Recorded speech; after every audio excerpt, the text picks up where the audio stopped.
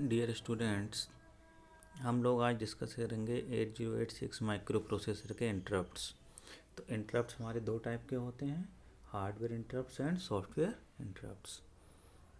तो यहाँ पर इसको समझने के लिए हमने कुछ अजम्पशंस लिए हैं। जैसे कि पहला है कि when your phone rings during a lecture what will happen. Second है when you are studying then your cell phone rings what will you do. Now your phone rings again and someone also knocking on the door, then what will you do. तो अगर हमारे पास कोई call आती है तो depending on कि हम क्या काम कर रहे हैं, मान लो हम पढ़ाई कर रहे हैं, हम खाली बैठे हुए हैं तो, या टीवी देख रहे हैं, तो अगर हम कुछ अर्जेंट वर्क कर रहे हैं, जैसे कि मैं स्टडी कर रहा हूँ, तो उस केस में क्या करेंगे कि स्टडी वाले केस में हम लोग कॉल को इग्नोर कर देंगे। या फिर कॉल डिपेंडिंग ऑन की कॉल किसकी है, it can be of some relative, या फिर हमारी ऑफिशियल कॉल हो सकती है या फैमिली कॉल हो सकती है। तो डिपेंडिंग ऑन कि किस टाइप की कॉल हमारे पास आ रही है हम रिस्पॉन्ड करेंगे। अगर अर्जेंट है तो हम उसको रिस्पॉन्ड करेंगे, अगर अर्जेंट नहीं है तो उसको हम इग्नोर भी कर सकते हैं या फिर उसको होल्ड पे डाल सकते हैं। और सेकंड केस ऐसे ही कि अगर कोई हमारे गेट पर नॉक कर रहा है तो उस केस में क्या करना है, हमें गेट को खोलना पड़ेगा क्योंकि somebody knocking at the door. तो ऐसा तो नहीं है कि उसको हम नॉक करने देंगे और अपने काम में लगे रहेंगे, हम गेट खोलेंगे। तो क्या समझ में आता है यहाँ से कि जब भी हम कोई काम कर रहे होते हैं तो बीच में कुछ टास्क आ सकते हैं। अब वो टास्क हमारे इग्नोर करने लायक भी हो सकते हैं या फिर ऐसे भी हो सकते हैं जिसके लिए हमें रिस्पॉन्ड करना पड़ेगा, रिस्पॉन्ड करना कंपलसरी है। जैसे कि नॉकिंग द डोर वाले केस में क्या होगा, गेट खोलना पड़ेगा, वो कंपलसरी है। लेकिन अगर किसी दोस्त की कॉल आ रही है या किसी मतलब कंपनी की कॉल आ रही है या फिर फ्रेंड की कॉल आ रही है तो फिर हम क्या कर सकते हैं, इग्नोर कर सकते हैं कॉल को। लेकिन अगर मॉम डैड की कॉल आ रही है तो उसको हमें रिस्पॉन्ड करना पड़ेगा। तो डिपेंड करता है कि किस तरह का टास्क हमारा आ रहा है। जब भी हम कोई टास्क कर रहे हैं तो कोई दूसरा टास्क आ सकता है, तो उसकी क्या प्रायोरिटी है या कितना वो अर्जेंट है, तो उसके बेसिस पे हम रिस्पॉन्ड करेंगे। ऐसे ही प्रोसेसर जब अपना टास्क कर रहा है, इसका टास्क क्या है, इंस्ट्रक्शंस को एग्जीक्यूट करना। तो जब ये अपना टास्क कर रहा है तो उसके बीच में अगर कोई दूसरा टास्क आता है, कहाँ से आएगा, we are connecting IO devices. तो अगर कोई दूसरा टास्क आता है तो processor will respond for it. अब रिस्पॉन्स कैसा हो सकता है कि अगर अर्जेंट है तो प्रोसेसर इमीडिएटली उस टास्क को करेगा, अर्जेंट नहीं है तो होल्ड पे रख सकता है या फिर इग्नोर कर सकता है। तो यही कॉन्सेप्ट निकल के आता है हमारा इंटरप्ट का जो प्रोसेसर्स में होता है। यहाँ पर देखिए इंट्रोडक्शन है इसके बारे में कि interrupt is use to cause a temporary halt in the execution of the program. कि जब प्रोग्राम एग्जीक्यूट हो रहा है तो टेम्पररी हॉल्ट के लिए इंटरप्ट होता है। इट मीन्स कि अगर मान लीजिए प्रोग्राम चल रहा है और कोई इंटरप्ट आया है तो कुछ देर के लिए उस इंटरप्ट के कॉरस्पॉन्डिंग टास्क होगा, उसके बाद दोबारा जो नॉर्मल हमारा प्रोग्राम चल रहा है, मेन प्रोग्राम चल रहा है, उस पर हम लोग रिटर्न होके आ जाएंगे। और इसमें आगे देखिए इन्फॉर्मेशन है कि when the microprocessor is executing a program, then an interrupt breaks the normal sequence of execution of the instructions and diverts it to the interrupt service routine। जब भी हमारा इंटरप्ट आएगा तो मेन प्रोग्राम को छोड़ के हमें उस इंटरप्ट के कॉरिस्पॉन्डिंग इंटरप्ट सर्विस रूटीन पे जाना पड़ेगा। और इंटरप्ट सर्विस रूटीन से आने के लिए, वापस आने के लिए मेन प्रोग्राम में, इंटरप्ट सर्विस रूटीन में लास्ट इंस्ट्रक्शन लिखी होती है आई रेट। आई रेट का मतलब इंटरप्ट रिटर्न। कॉल के साथ क्या होता है, रेट। रेट का मतलब रिटर्न। तो रेट या फिर आई रेट कहाँ लिखी होती है, सब रूटीन में। तो इंटरप्ट सर्विस रूटीन में लास्ट में आई रेट लिखा होगा, उसके बेसिस पे हम लोग वापस कहाँ आ सकते हैं, अपने मेन प्रोग्राम पे वापस आ सकते हैं। अब इनकी आवश्यकता क्या है इंटरप्ट की, तो जब भी हम कोई आईओ डिवाइस कनेक्ट करते हैं तो अगर आईओ डिवाइस की स्पीड स्लो है प्रोसेसर से, तो डेटा कम्युनिकेट करते टाइम हमें क्या करना पड़ता है, डिवाइस को वेट कंडीशन में डालना पड़ेगा, क्योंकि प्रोसेसर तेज़ी से डेटा सेंड कर सकता है, जल्दी रिसीव नहीं कर सकती है। या डिवाइस स्लोली डेटा सेंड कर रही है और प्रोसेसर वेट थोड़ी ना करेगा कि डेटा कंप्लीट आ जाए। वो तो क्या करेगा, जैसे जैसे ब्लॉक्स आते रहेंगे उसको रिसीव करके बाकी अपना काम भी करेगा। तो इस चीज़ को गवर्न करने के लिए इंटरप्ट की रिक्वायरमेंट हमें होती है। और सोर्सेज कौन कौन से हो सकते हैं, हमने डिस्कस किया ही था कि हार्डवेयर और सॉफ्टवेयर दो टाइप के इंटरप्ट हमारे हो सकते हैं। अब हार्डवेयर में 8086 में होता है NMI और INTR। NMI is non maskable interrupt और INTR इज इंटरप्ट रिक्वेस्ट। और सॉफ्टवेयर में होता है हमारे पास INTN। एन की वैल्यू 0 से 255 तक वेरी कर सकती है, यानी कि टोटल 256 सॉफ्टवेयर इंटरप्ट्स होते हैं। और थर्ड है interrupt raise due to some error. Error क्या है, जैसे डिवाइड बाय जीरो या फिर ओवरफ्लो एरर, इसको हम लोग आगे भी डिस्कस करेंगे। उस केस में भी इंटरप्ट हमारा एग्जीक्यूट हो सकता है। तो इंटरप्ट दो टाइप के हैं, डिस्कस कर ही रहे हैं हम लोग, हार्डवेयर और सॉफ्टवेयर। हार्डवेयर में मास्केबल और नॉन मास्केबल। मास्केबल का मतलब जिसको रोक सकते हैं, इग्नोर कर सकते हैं, होल्ड पे डाल सकते हैं, और नॉन मास्केबल का मतलब जो आएगा तो प्रोसेसर को उसके कोरिस्पॉन्डिंग टास्क को करना पड़ेगा। Processor can not ignore it, processor can not stop it, इसके कोरिस्पॉन्डिंग प्रोसेसर को टास्क करना ही पड़ेगा। जबकि मास्केबल वाले में क्या है कि प्रोसेसर उसको इग्नोर कर सकता है, होल्ड पे रख सकता है या वेट कंडीशन में डाल सकता है। और सॉफ्टवेयर वाले में इंस्ट्रक्शन के थ्रू होगा, और इंस्ट्रक्शन होती है INT n की वैल्यू होती है 0 से 255। डेसिमल में तो हेक्सा में क्या होगा, 00 से FF तक। और टोटल कितने हुए, 256 टाइप के सॉफ्टवेयर के इंटरप्ट हमारे हुए। अब कैसे काम करता है इंटरप्ट, तो हमने पहले भी स्टडी किया हुआ है कि जब भी हमारा इंटरप्ट आता है तो प्रोसेसर करंट इंस्ट्रक्शन को एग्जीक्यूट करेगा और करंट स्टेटस को स्टैक पे सेव करेगा। फिर ये जाएगा इंटरप्ट सर्विस रूटीन पे, फिर उसको कंप्लीट करने के बाद वापस आने के लिए रिटर्निंग स्टेटस कहाँ से लेगा, स्टैक से, और वापस मेन प्रोग्राम में स्टार्ट कर देगा। तो उसी को यहाँ पर एक्सप्लेन किया हुआ है। और सबसे पहले प्रोसेसर क्या करता है 8086 में, सबसे पहले फ्लैग रजिस्टर को स्टैक पे भेजता है, ठीक है, to preserve the status of interrupt and trap flag. सबसे पहले किसको भेजता है, फ्लैग रजिस्टर को।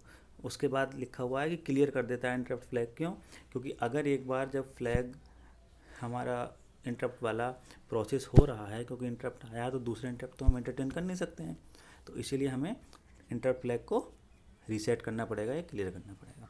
सिमिलरली ट्रैप फ्लैग को भी रीसेट करते हैं, क्योंकि ट्रैप ऑपरेशन डिजायरेबल नहीं है, इसमें टाइम लगता है, क्योंकि हमें कंटेंट को देखना होता है हर एक इंस्ट्रक्शन के बाद कि क्या क्या मेमोरी लोकेशन या फिर रजिस्टर्स के कंटेंट हैं, तो उसकी रिक्वायरमेंट है नहीं हमारे पास अभी, ठीक है। उसके बाद हम कोड सेगमेंट के स्टेटस को भेजते हैं स्टैक पे, और फिर इंस्ट्रक्शन पॉइंटर के स्टेटस को भेजते हैं स्टैक पे। तो स्टैक पे सबसे पहले क्या गया, फ्लैग रजिस्टर, फिर क्या गया, कोड सेगमेंट का स्टेटस या कोड सेगमेंट का कंटेंट, फिर क्या गया, इंस्ट्रक्शन पॉइंटर का कंटेंट। उसके बाद हम जब हमने ये तीनों कंटेंट डाल दिए स्टैक पे, फिर हम कहाँ चले जाएंगे, इंटरप्ट सर्विस रूटीन पे, वहाँ कंप्लीट करेंगे। और इंटरप्ट सर्विस रूटीन की लास्ट इंस्ट्रक्शन क्या होगी, आई रेड जैसे ही आएगा वैसे ही क्या होगा, ये तीनों उठ के चले आएंगे। कौन कौन, flag register, code segment data register की वैल्यू और इंस्ट्रक्शन पॉइंटर रजिस्टर की वैल्यू, और वापस हम मेन प्रोग्राम में आ जाएंगे। यहाँ पर इसको एक्सप्लेन किया गया है डायग्राम से। और देखिए यहाँ पर जब मेन प्रोग्राम से इंटरप्ट आया तो हम लोग गए, तो हमने पहले फ्लैग को पुश किया है, फिर क्लियर किया है IF और ट्रैप को, फिर हमने CS और IP को पुश किया है, फिर लोड की है नई वैल्यू CS और IP की, जहाँ पर हमें इंटरप्ट सर्विस रूटीन के कोरिस्पॉन्डिंग जाना है। तो जब रिटर्न होके आएंगे तो स्टैक क्या है, लास्ट इन फर्स्ट आउट। तो सबसे लास्ट में क्या हमने भेजा था, IP, तो सबसे पहले रिटर्निंग में क्या आएगा, IP, फिर क्या आएगा CS, फिर क्या आएगा, फ्लैग रजिस्टर। क्योंकि जब सेंड कर रहे हैं हम लोग इन्फॉर्मेशन को स्टैक पे, तो जा रहा है पहले फ्लैग रजिस्टर, फिर जा रहा है कोड सेगमेंट का डेटा, फिर जा रहा है इंस्ट्रक्शन पॉइंटर। तो रिटर्निंग में पहले आएगा इंस्ट्रक्शन पॉइंटर, फिर कोड सेगमेंट और फिर फ्लैग रजिस्टर। यहाँ पर इसको फ्लो चार्ट की फॉर्म में बताया गया है। यहाँ पर यूज लिखा हुआ है, हार्डवेयर इंटरप्ट का यूज किस लिए करते हैं, कीबोर्ड, माउस, हार्ड डिस्क, ये जितने भी एक्सटर्नल पेरिफेरल्स हैं इनके लिए यूज़ करते हैं। नॉन मास्केबल का यूज़ होता है पावर फेलियर वाले केस में, या क्रिटिकल रिस्पॉन्स टाइम में, या फिर पैरिटी एरर्स में। और सॉफ्टवेयर का यूज़ क्यों होता है, जब हम इंस्ट्रक्शन के थ्रू किसी भी प्रोग्राम में डिफरेंट प्रोसेस करना चाहते हैं तब। अब यहाँ पर एक कॉन्सेप्ट आता है interrupt vector table. Interrupt vector table क्या है कि जो इंटरप्ट है, तो हर एक इंटरप्ट के कॉरस्पॉन्डिंग इंटरप्ट सर्विस रूटीन है। उस इंटरप्ट सर्विस रूटीन पे जाने के लिए हमें स्टेटस चाहिए, एड्रेस चाहिए, किसका, कि हमें जाना कहाँ है ये हमें पता होना चाहिए। तो अगर हमारे पास टोटल 256 इंटरप्ट थे, तो 256 इंटरप्ट थे, और यहाँ पर सेगमेंटेशन का कॉन्सेप्ट है, तो हर एक इंटरप्ट के लिए दो वैल्यू चाहिए होंगी, एक तो CS की और एक IP की। हमें कहाँ जाना है वो डिफाइन करने के लिए CS और IP दो वैल्यू चाहिए होंगी। तो अगर CS और IP दो वैल्यू चाहिए होंगी, और दोनों वैल्यू कितनी होती हैं, 2 बाइट्स की, तो टोटल 4 बाइट हो गया। तो हर एक इंटरप्ट के लिए कितना डेटा चाहिए हमें, 4 बाइट का।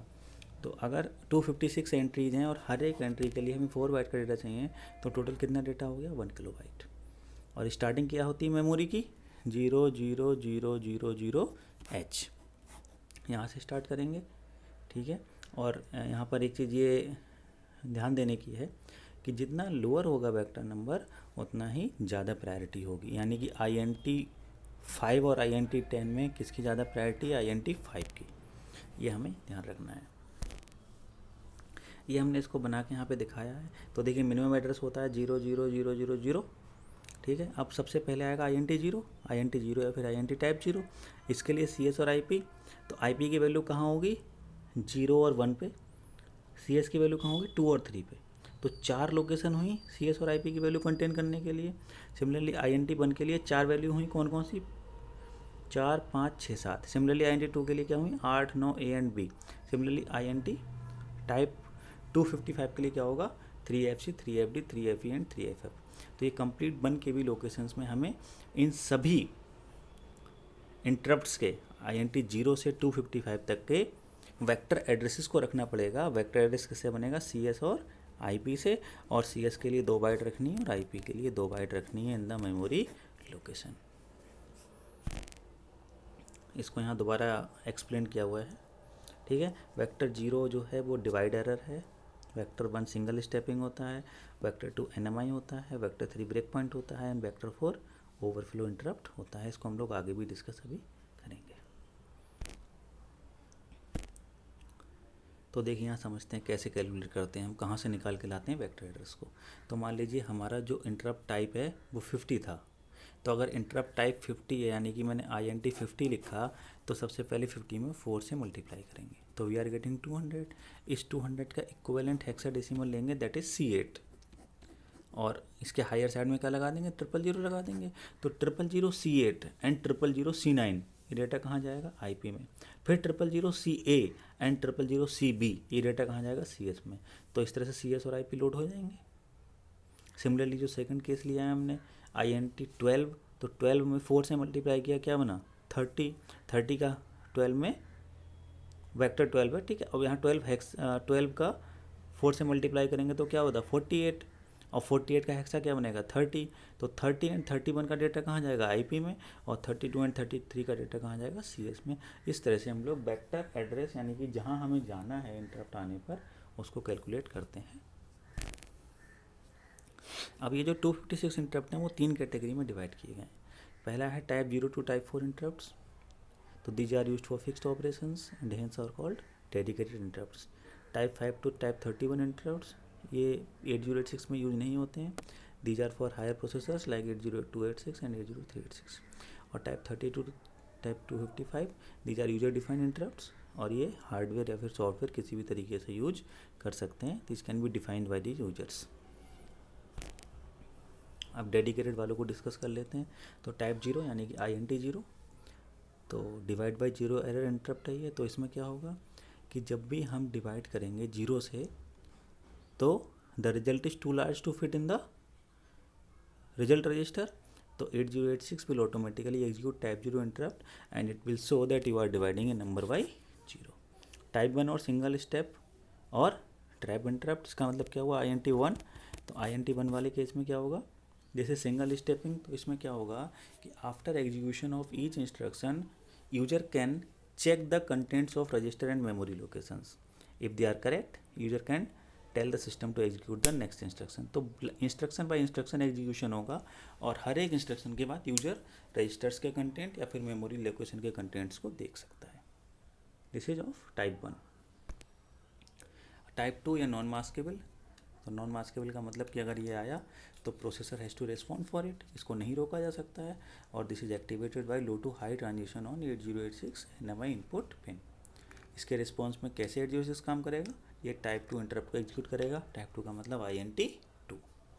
और टाइप 3 है ब्रेक पॉइंट इंटरप्ट, तो इसमें क्या होगा कि टाइप 1 में क्या हो रहा है कि हर एक इंस्ट्रक्शन के बाद हमें मेमोरी लोकेशन या फिर रजिस्टर्स के कंटेंट मिल रहे हैं। टाइप 3 या फिर ब्रेक पॉइंट इंटरप्ट में क्या होगा कि after certain set of instructions, अगर हम ब्रेक पॉइंट इंटरप्ट लगाते हैं तो it will run a break point procedure, और उस ब्रेक पॉइंट प्रोसीजर में हम लिख सकते हैं कि हमें रजिस्टर्स के कंटेंट को डिस्प्ले कराना है, मेमोरी के कंटेंट्स को डिस्प्ले कराना है, या कोई और इन्फॉर्मेशन डिस्प्ले करानी है। तो तो इस तरह से हम लोग ब्रेक पॉइंट लगा के after certain set of instructions contents को चेक कर सकते हैं एंड वी कैन डिफाइन कि हमें क्या डिस्प्ले कराना है, और इस तरह से हम बहुत सारे ब्रेक पॉइंट अपने प्रोग्राम में लगा सकते हैं। टाइप 4 है overflow interrupt, this is use for signed arithmetic. तो साइंड वाले में क्या होगा, देखिए अगर मैं 8 बिट के नंबर की बात करूं तो D0 से D7 तक जाते हैं, D7 इज द MSB। तो अब अगर 8 बिट का एडिशन किया तो कैरी चला जाएगा D7 के बाहर, वो कहाँ से हो जाएगा, कैरी फ्लैग में। लेकिन अगर हमने D7 को रिजर्व किया है साइंड अरिथमेटिक के लिए, इसमें कि अगर D7 0 है तो नंबर पॉजिटिव होता है और D7 1 है तो नंबर नेगेटिव होता है, तो एडिशन या जो भी अरिथमेटिक ऑपरेशन है वो कहाँ तक होगा, D6 तक होगा। हम 8 बिट से समझने की कोशिश कर रहे हैं तो D6 तक होगा। तो अगर D6 के बाद कैरी बना तो वो D7 में जाने की कोशिश करेगा, ठीक है। तो वो जो कैरी बनेगा उसको कौन आपके लिए डिस्प्ले कराएगा या कौन बताएगा, तो ओवरफ्लो इंटरप्ट विल रन, जिससे आपको ये पता लगेगा कि एक carry has been generated in case of signed arithmetic. तो ये सारा जो हमारा डिस्कशन था इंटरप्ट के बारे में 8086 के, जो सॉफ्टवेयर और हार्डवेयर दोनों हमने डिस्कस किए। सॉफ्टवेयर में हमने डिस्कस कर लिया कि 256 इंटरप्ट होते हैं, टोटल 256, और किस तरह से उनके वेक्टर एड्रेस कैलकुलेट करते हैं। और हार्डवेयर में NMI एंड INTR 2 पिन होती हैं, जिससे हम लोग हार्डवेयर इंटरप्ट्स को मीन्स प्रोसेसर में दे सकते हैं। और इन केस ऑफ एनी क्वेरी आप मुझे पूछ सकते हैं। And thank you.